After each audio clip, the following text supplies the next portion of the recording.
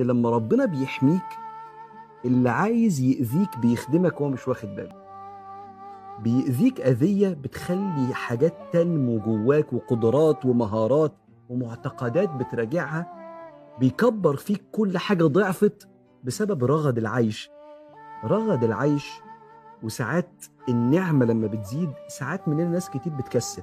في ناس بتنمو وبتحلو وبتشكر ربنا وبتساعد اللي حواليها في أوقات الوفرة، وناس كتير بتكسل وتتعود على النعم. فلما يبقى في أزمات، اعرف كويس إن الأزمات دي بتخدمك وبتديك دفعة للأمام.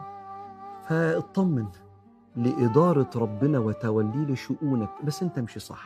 اعمل اللي عليك واعبد ربنا وقوم بمسؤولياتك وخليك راجل مجتهد في الدنيا، وامشي في الطريق اللي عارف امشي عادل يحتار عدوك فيك. هي كده، هي كده. والأيام الصعبة بتكبرك، وبعدين بيجي الفتح من طريق انت ما تتصورش ان جه منه ابدا.